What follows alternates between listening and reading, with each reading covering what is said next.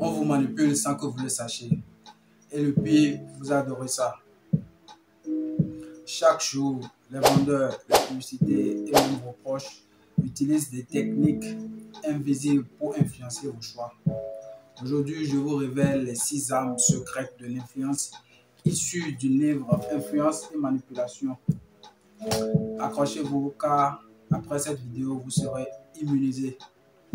J'ai choisi de résumer ce livre parce que Robert Cialdini nous dévoile un fait troublant. Nos cerveaux, pour gagner du temps, ont développé des raccourcis mentaux, des automatismes qui nous font dire oui sans réfléchir.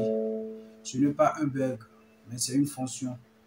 Dans un monde surchargé d'informations, ces réflexes nous aident à aller plus vite, mais ils nous rendent aussi vulnérables à la manipulation. Comprendre ces mécanismes, ce n'est pas juste pour éviter d'être manipulé, mais c'est aussi pour mieux communiquer, pour mieux vendre, pour mieux négocier et tout le reste.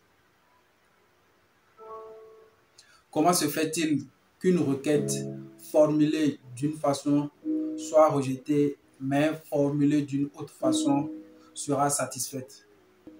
Que vous soyez entrepreneur, créateur de contenu, étudiant ou un simple curieux, ce que vous allez découvrir peut littéralement transformer votre façon d'interagir avec les autres. Rapidement, nous allons commencer avec le premier point. La première arme secrète, la réciprocité. En une phrase, le principe consiste à rendre ce qu'on a reçu d'autrui. On se sent obligé de rendre ce qu'on nous donne. Un exemple pour illustrer ce principe. Lorsque vous allez dans un supermarché et on vous offre un échantillon gratuit, vous vous sentez obligé d'acheter. Un autre exemple, on t'offre un cadeau pour ton anniversaire. En ce moment, tu ne dois pas oublier de faire pareil pour le sien. C'est-à-dire, quand un proche, le jour de ton anniversaire, t'offre un cadeau, lorsque l'anniversaire de ton ami viendra, tu ne dois pas oublier de lui offrir également un cadeau.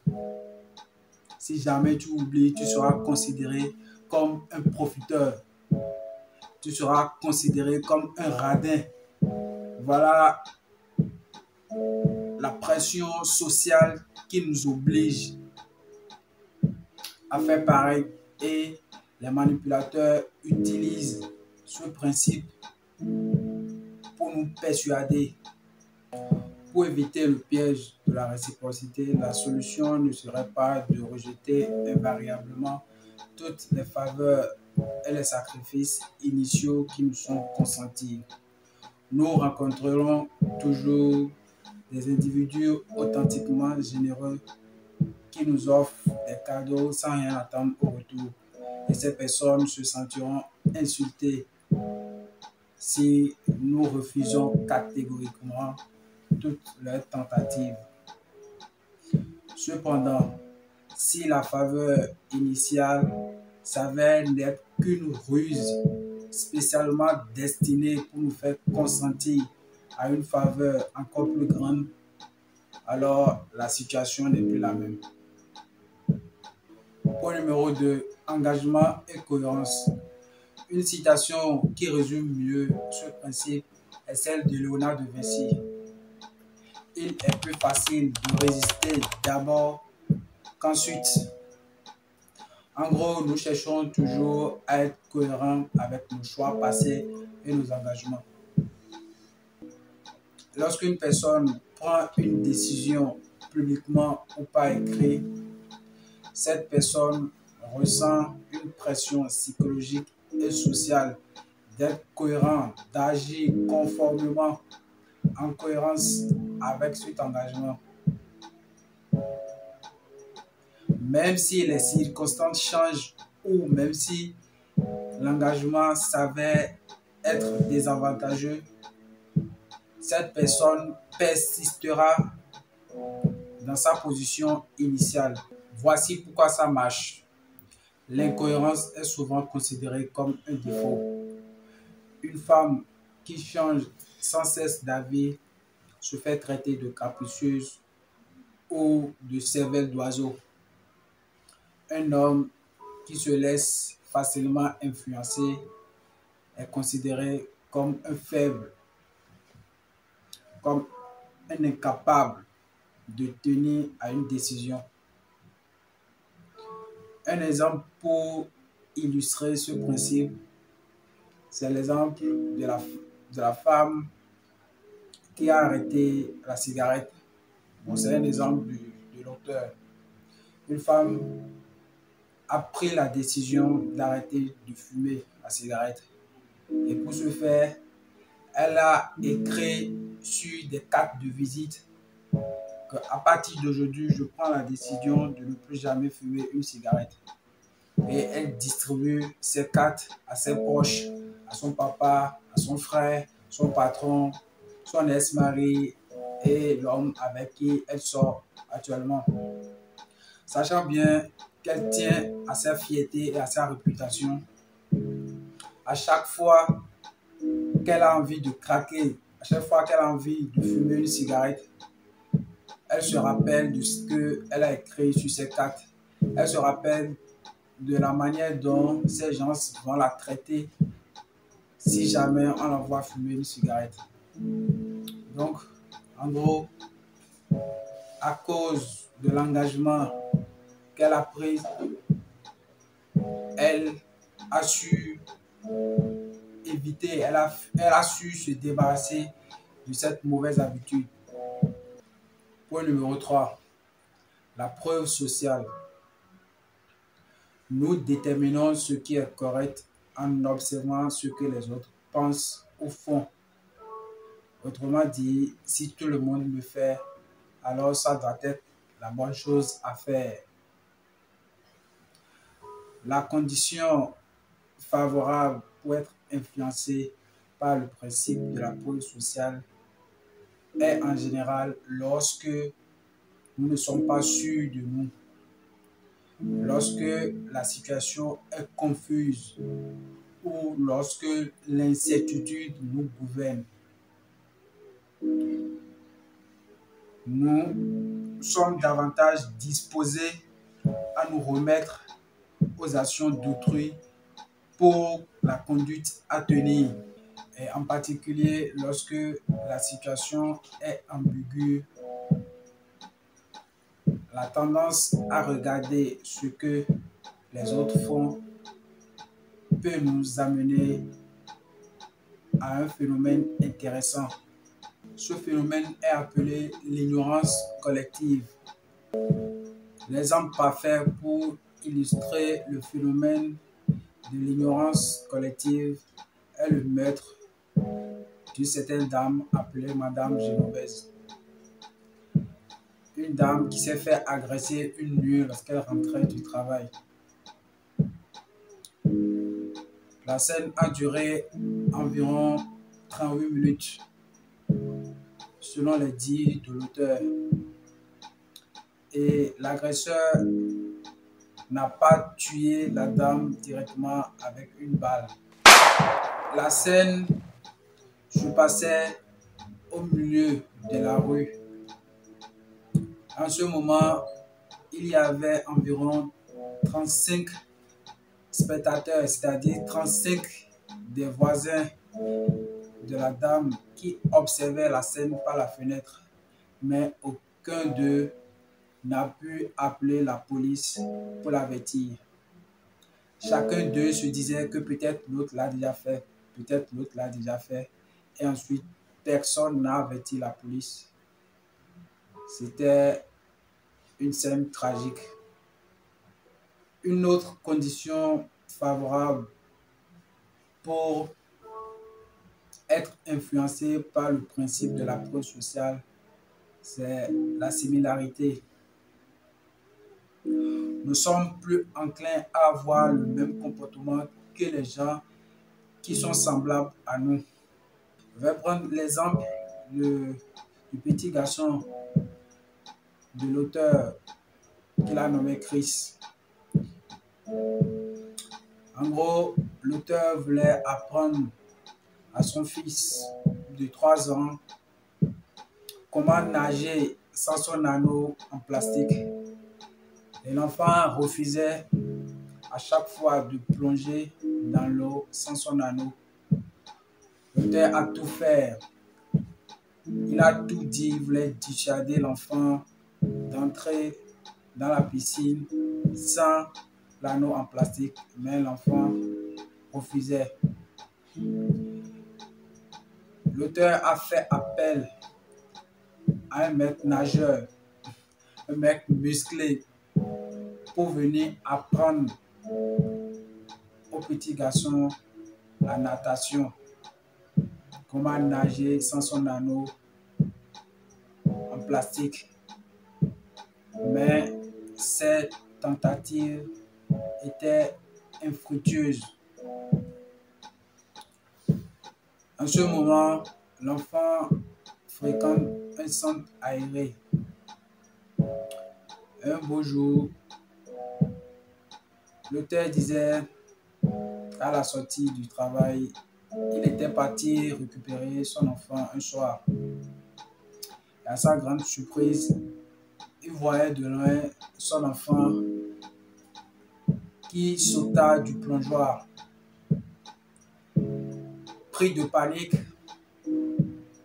il courut pour secourir son enfant. Mais soudain, il voyait la tête de son enfant au-dessus de l'eau et il nageait correctement. Il a crié: Chris, tu sais nager? Il a répondu: bien sûr. Mais quand est-ce que tu as appris à nager? Disait Cialdini. Aujourd'hui, papa. Le petit Tommy sait nager et pourquoi pas moi? Est-ce que l'enfant a répondu à son papa? L'auteur s'est rendu compte qu'il y a un petit garçon de 3 ans, même âge que son enfant, qui savait nager. Et donc, avec le principe de la preuve sociale qui a influencé ce petit garçon, il s'est dit, comme un semblable à moi, un petit garçon de 3 ans comme moi sait nager, pourquoi ne devrais-je pas apprendre à nager sans mon anneau en plastique? Et le petit, inconsciemment, s'est fait influencer. Il y a plusieurs exemples pour illustrer le principe de la preuve sociale. Comme pour télécharger une application. Si tu n'as jamais utilisé l'application, tu vas sur Play Store ou App Store. Tu vas checker les commentaires, les avis des autres et tu vas voir le nombre d'étoiles que l'application a avant de télécharger. Si l'application a 4, 5 étoiles et plusieurs avis positifs, tu vas te dire, bon, c'est une bonne application et tu télécharges. Un autre exemple, c'est ce qui se passe également sur les réseaux sociaux avec les filles où ils font des trucs. C'est pas comment. Truc. C'est pas comment vous appelez ça. Mais les filles dansent sur les réseaux sociaux sur une musique où elles dévoilent des parties sensibles sur les réseaux sociaux. Tu vas demander à d'autres pourquoi elles font ça. Elles vont te dire simplement que c'est parce que plusieurs d'autres le font. Donc, c'est considéré comme une bonne chose. Donc, il y en a plusieurs exemples pour illustrer le phénomène. Pour les vendeurs, il suffit que lors de la publicité, l'annonce dit simplement qu'il y a plusieurs qui utilisent ce modèle, qu'il y a plus de 10 000 personnes qui utilisent ce modèle et simplement tu vas te dire que comme il y a plusieurs qui utilisent, alors c'est ce qu'il me faut. L'exemple avec les livres aussi. Il suffit de dire que l'auteur, que le livre a été vendu à plus de 50 000 exemplaires. Et tu vas te dire que c'est un bon livre. Le principe de la preuve sociale est une âme vraiment secrète qui influence beaucoup. Point numéro 4, la sympathie. Le principe de la sympathie repose sur l'idée que nous sommes facilement influencés par les personnes que nous aimons ou apprécions. Plusieurs facteurs augmentent cette sympathie, notamment l'apparence physique. Avec l'effet halo qui stipule que les personnes avec un physique harmonieux sont automatiquement considérées comme des personnes talentueuses, honnêtes et intelligentes. Avec cet effet, nous considérons les personnes avec un physique harmonieux comme des gens sympas. C'est-à-dire les agences de publicité ont également compris ce phénomène.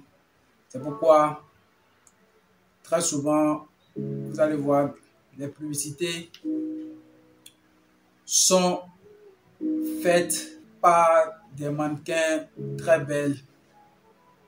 Ils utilisent des filles avec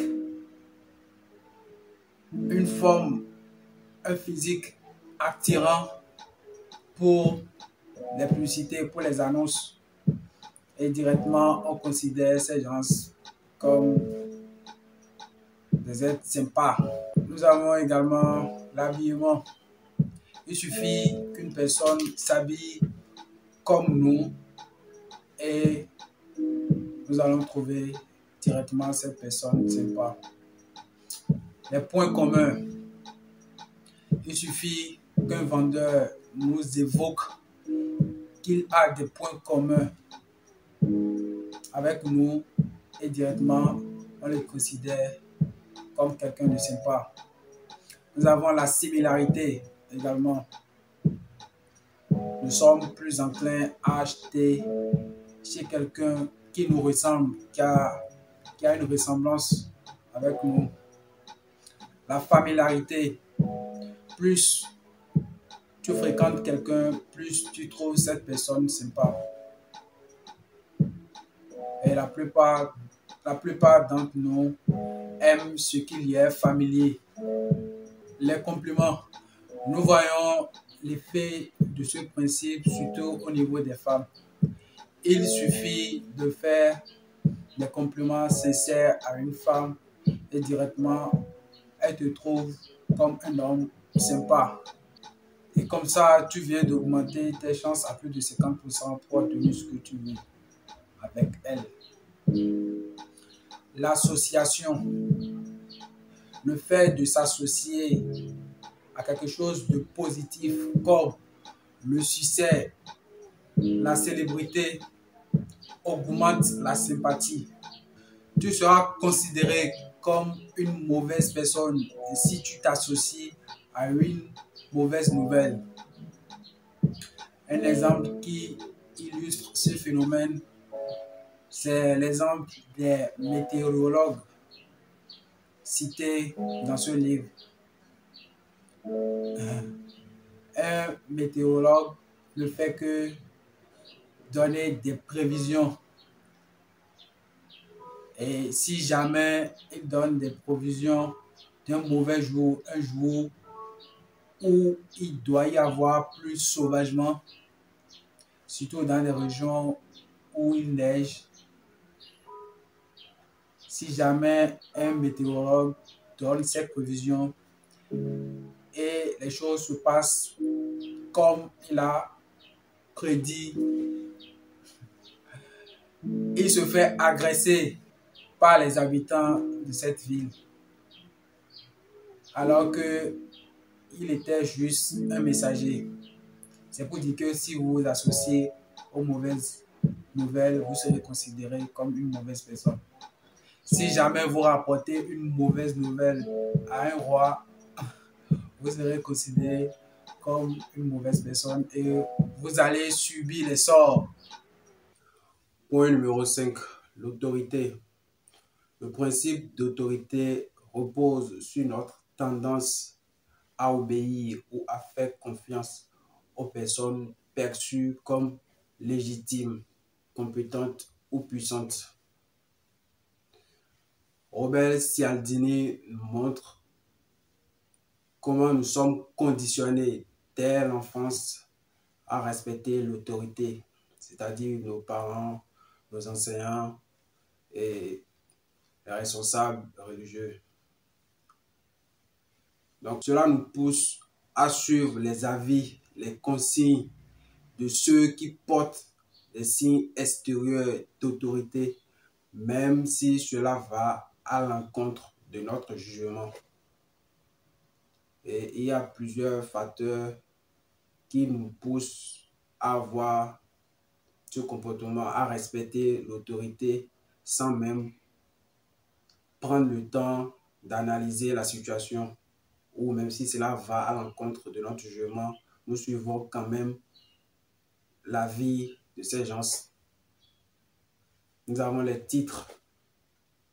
Il suffit que quelqu'un porte le titre de docteur ou de professeur ou de PDG simplement pour nous influencer.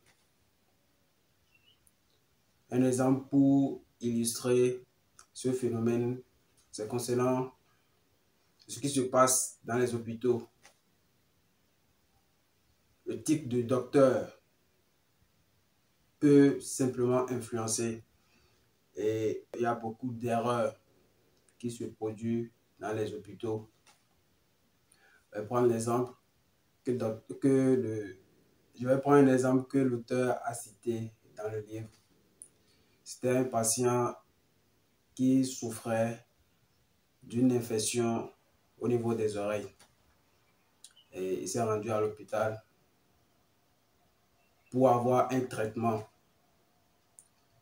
Et le médecin lui a prescrit un médicament, un produit liquide pour le traitement. Et sur l'ordonnance, ouais, les médecins, c'est pas, ça c'est une ordonnance, je ne sais pas si vous pouvez lire ce qui est écrit sur l'ordonnance. Avec leur écriture bizarre, tu n'arrives même pas à lire.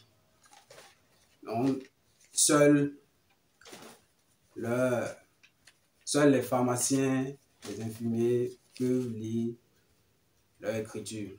Bref, le docteur, en voulant écrire traitement analogue, a fait une abréviation sur l'ordonnance. Et il se pourrait que sur l'ordonnance, le pharmacien a lu traitement anal. Donc, un produit qui devait être injecté, c'est-à-dire envoyer quelques gouttes dans l'oreille pour l'infection au niveau des oreilles, selon l'ordonnance et à cause de l'abréviation du docteur, le pharmacien a lu traitement anal. Donc, ce produit doit être injecté dans l'anus. Cet exemple me fait rire.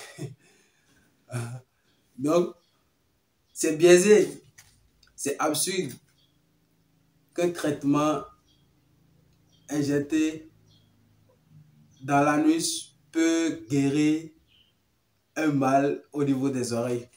Mais pourtant, que ce soit le patient, que ce soit le pharmacien, il n'y avait pas eu de contradiction. De bon sens n'y est plus. Simplement parce que c'est un médecin, c'est un docteur qui a prescrit l'ordonnance. Et ces erreurs se produisent dans les hôpitaux tous les jours. Nous avons également l'habillement qui influence beaucoup avec le principe d'autorité. Les uniformes, il suffit qu'un individu quelconque porte l'uniforme d'un flic et directement, il peut nous influencer, il peut nous arnaquer. Beaucoup de gens respectent simplement l'uniforme des flics. L'habillement en général, il suffit que quelqu'un s'habille correctement en costume 3 pièces avec des chaussures cirées pour être bien présenté et il te parle simplement d'un investissement pour multiplier tes gains et sans prendre le soin d'analyser la situation, de voir si celui-ci est vraiment compétent. Est-ce que ce qu'il te dit est vraiment concret? Tu ne prends plus le soin d'analyser tout ça. Tu le suis bêtement à cause de son habillement. Parce qu'il a envoyé une grosse caisse, il a des montres en or, tout ça, ça nous influence. Plus quelque chose est rare, plus notre désir devient incontrôlable. Une citation pour illustrer ce principe, c'est « Si tu veux être valorisé, fais-toi rare comme une pute vierge. » Jospin Sevigla. Ça, c'est ma propre citation.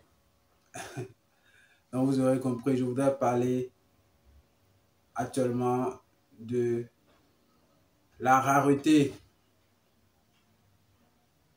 C'est le dernier principe dont je voudrais parler. Plus quelque chose est perçu comme rare, limité ou en voie de disparition, plus cette chose est valorisée. L'auteur explique que nous avons peur de perdre une opportunité et c'est ce qui génère un sentiment d'urgence. Et ce sentiment augmente notre désir par rapport à ce produit, à cet article rare. Les vendeurs ont compris ce principe et ils l'utilisent contre nous. Ils l'utilisent pour nous manipuler tous les jours. Voilà pourquoi les pubs te disent promo 24 heures ou c'est ta dernière chance pour avoir ce produit. C'est le seul modèle qui reste actuellement, sinon le stock est presque terminé. Si on te dit ça, ça augmente radicalement la valeur du produit. Le sentiment d'être en compétition pour les ressources rares est une importante motivation. Et vous allez aussi le constater, quand on nous interdit quelque chose, c'est en ce moment ce truc devient attirant. C'est en ce moment qu'on a le désir d'avoir ou bien de faire ce qu'on nous a interdit. L'auteur a donné l'exemple de Roméo et Juliette, qui était un amour rare et absolu. Ce phénomène est souvent utilisé dans les relations aussi. Il suffit que votre partenaire vous informe de la venue d'un rival et votre amour augmente, l'intention de votre amour augmente simplement pour votre partenaire. Vous vous dites, ah, si je ne fais pas attention, quelqu'un d'autre va prendre ma place. Et ça augmente l'intensité de votre amour. L'auteur a également donné l'exemple de son frère Richard qui savait si bien prendre pour la vente des automobiles. En gros, Richard achetait des voitures un week-end et il suffit de laver la voiture et de reformuler une autre annonce pour le week-end prochain. Il est tellement bon dans ce domaine qu'il se fait un masse de bénéfices juste simplement en revendant les voitures qu'il a achetées. Voici comment Richard utilise le principe de rareté. Après avoir formulé l'annonce, il reçoit de potentiels acheteurs et il les donne des rendez-vous sur la même heure, le même jour. Et si le premier acheteur, le premier intéressé vient, il lui montre la voiture qu'il veut vendre. Et lorsque le premier commence par faire le tour, commence par visionner la voiture, il insiste sur des petites erreurs, des ingratitudes, les rayures, les petits trucs qu'il voit sur la voiture, il commence par énumérer ces erreurs pour diminuer potentiellement le prix. Parce qu'il se croit être le seul acheteur. Et à l'arrivée d'un autre potentiel client, il y a quelque chose qui se passe. Il y a une rivalité qui s'impose. La voiture devient rare parce qu'il se dit, ah, si je n'achète pas maintenant, si je ne me décide pas maintenant, il y a quelqu'un d'autre qui est là et qui va acheter la voiture. Donc, ça évoque une sorte de rivalité entre les clients. Ils donnent rendez-vous à plusieurs acheteurs à la fois. Donc, ils utilisent le principe de rareté pour augmenter la valeur de son produit. Vous aurez compris un peu le principe de rareté. En comprenant ces 6 principes, on ne devient pas non seulement plus influent, mais on devient surtout moins manipulable. Parce qu'entre persuasion et manipulation, la frontière est très mince. Mais maintenant, tu sais là où elle se trouve. Merci de m'avoir suivi jusqu'à la fin. Ciao.